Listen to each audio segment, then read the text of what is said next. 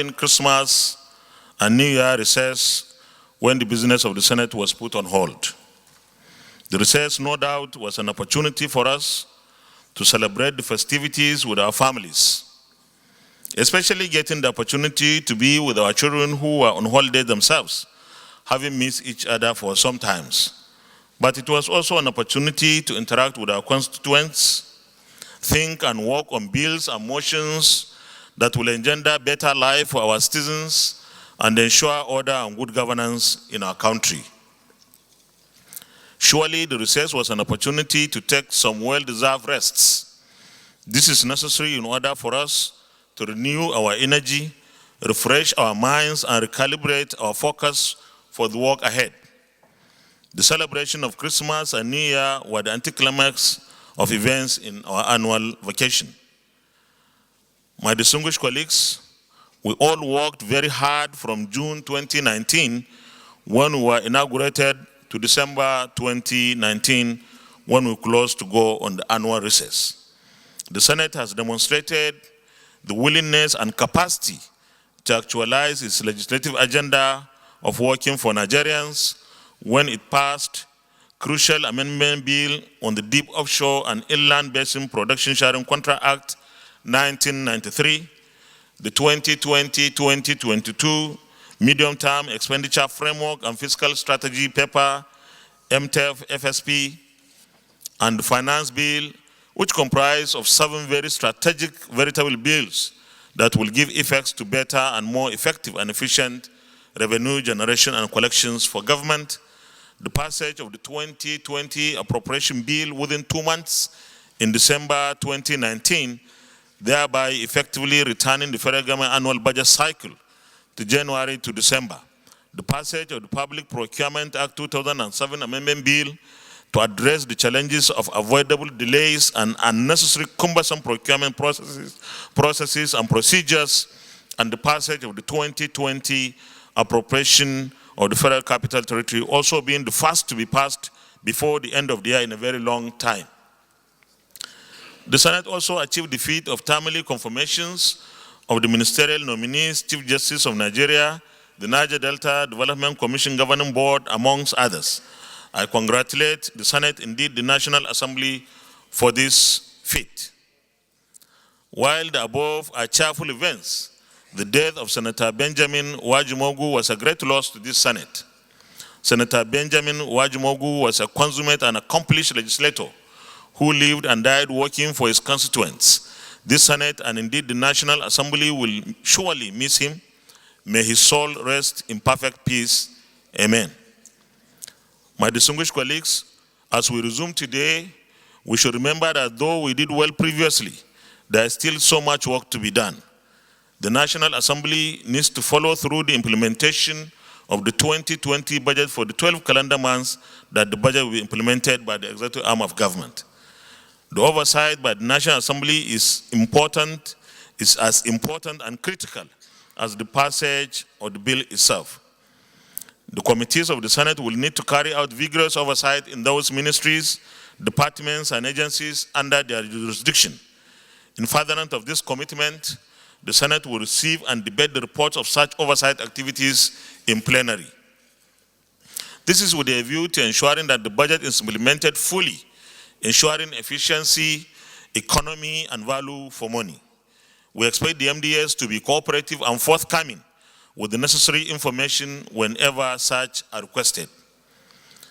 My distinguished colleagues, revenue generation, collection, and remittance are important, indeed critical determinant and success factors in the implementation of the budget 2020.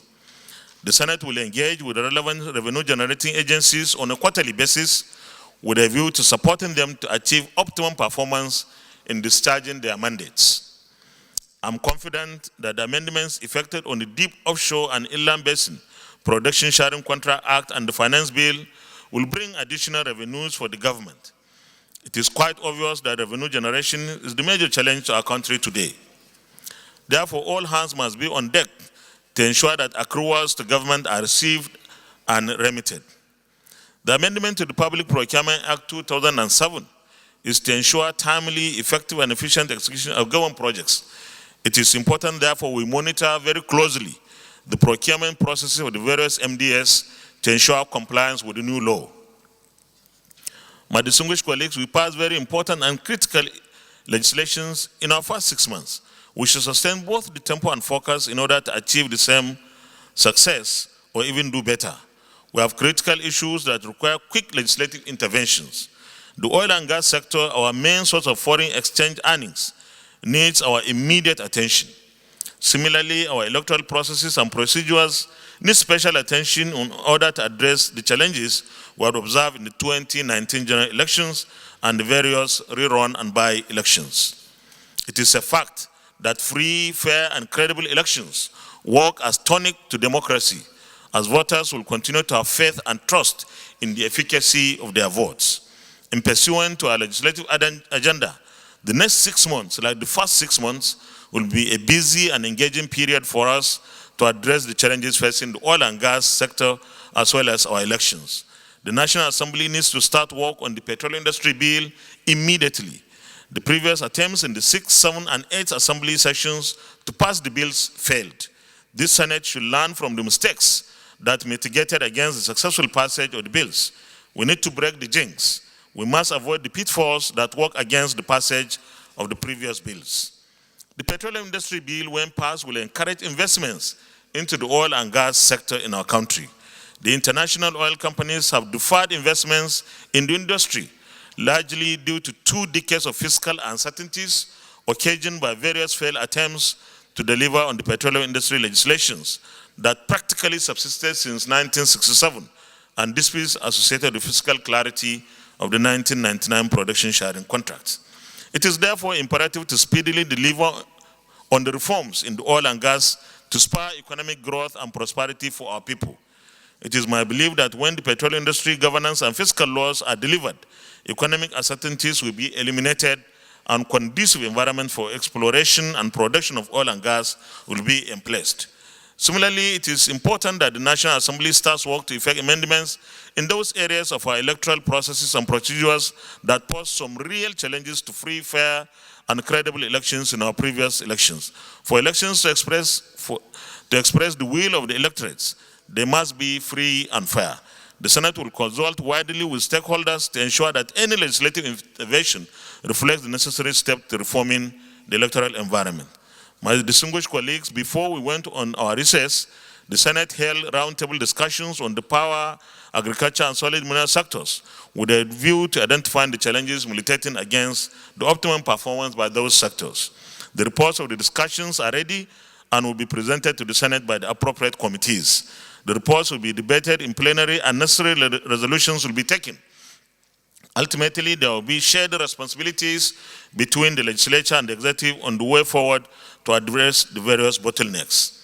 My distinguished colleagues, the security situation in our country requires serious attention and due consideration by the Senate and indeed the National Assembly. Recently, the security in the country had deteriorated and the attendant loss of lives is not acceptable. We need to secure the lives and property of our citizens as enshrined in our Constitution. We are all witnesses to how the economy is also affected by the inclement security situation. Therefore, we need to speedily seek for solutions to fix the security problem bedeviling our dear country. There is urgent need for paradigm shift and reform of the architecture and structure of our security systems. Equally important is the citizen participation and collaboration in providing security. In this regard, the Senate will engage the executive arm of government to discuss the implementation of the recently launched National Security Strategy, NSS 2019. For a long time, major stakeholders in the country, in the security of our nation and police authorities appear to achieve consensus on the necessity of the introduction of community policing in the country. The Senate is going to pursue the implementation of community policing vigorously. To this end, the police authorities will be invited to brief and update the Senate on the progress made so far. My distinguished colleagues, it is an incontrovertible fact that the power sector cannot function optimally and thrive under the current circumstances. The anticipated outcome of the improvement in effectiveness and efficiency of the privatization process has not been achieved and doesn't look feasible. Therefore, we have to tackle all necessary steps. Therefore, we have to take all necessary steps to salvage this indispensable sector. The ensuing debate on the report of the roundtable discussions will no doubt reveal the actions that the federal government will need to take. Distinguished colleagues, the solid mineral sector was neglected after the discovery of oil. Though there have been attempts to revamp the sector, it is yet to make any meaningful contribution to our economy. Today, the solid mineral sector accounts for only about 0.3% of our gross domestic product. It is obvious that we need to take a holistic look into the challenges in the sector. My distinguished colleagues, let me remind us that the agriculture sector played an important and leading role in our economy before the discovery of oil.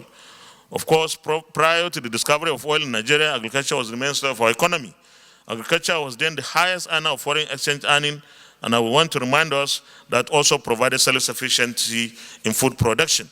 However, with the discovery of oil, the law of petrodollars turned the focus of the country from agriculture. My distinguished colleagues, the challenges and work before us are enormous and indeed urgent. But we have demonstrated patriotism, commitment, and willingness in our previous handling of similar challenges. We can therefore equally tackle these issues with the same dispatch and commitment. Finally, let me once again welcome us back from our recess. I wish us a very successful new year and a great decade 2020. Thank you very much for listening. Senate Leader.